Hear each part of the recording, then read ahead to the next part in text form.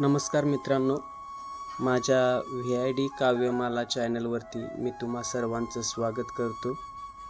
आज मी माझ्या आईविषयी काही क्षण आठवले आहेत, तसेच मी कागदावर उतरले आहेत, ते तुमच्या समोर मांडणार आहे। आई, तुझ्या सोबतचे काही क्षण आठवले। आई, तुझ्या सोबतचे काही क्षण आठवले, तसेच मी या कागदावर उतरले। माझ्या भावनांनी तुझं खरं प्रेम या शब्दात मांडायचे ठरवले। माझ्या भावनांनी तुझं खरं प्रेम शब्दात मांडायचे ठरवले।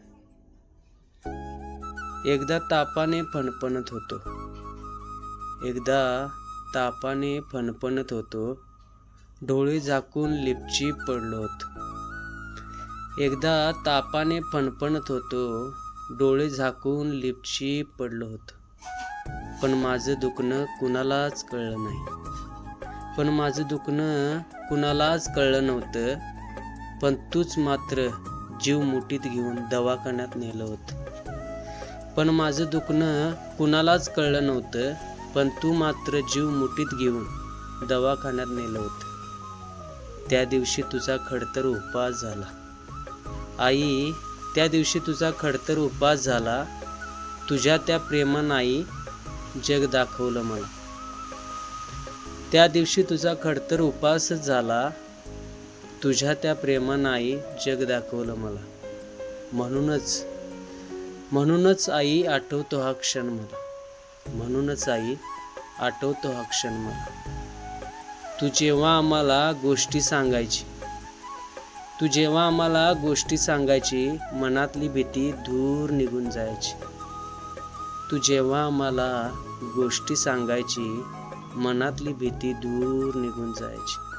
तू जेव्हा अंगाई गीत गायची, तुझ्या मांडीवर डोके ठेवून ऐकावी वाटायची।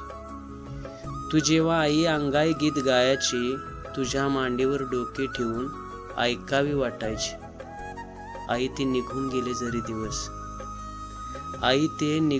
जरी दिवस, पण तू लावलेली माया आहे ध्यानी। आई, ते निघून गेले जरी दिवस, पण तू लावलेली माया आहे ध्यानी। अजूनही पाठीशी उभी राहतेस, कर्जाचे डोंगर लावाया उलटून। तू केलेले उपकार रोज आठवतोय।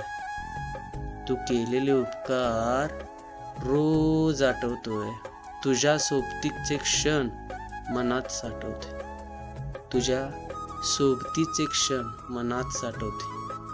सगळ्या मागण्या पूर्ण करतेस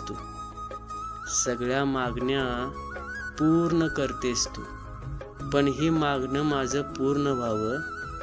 सगळ्या मागण्या पूर्ण करतेस तू, पण हे मागणं माझं पूर्ण व्हावं।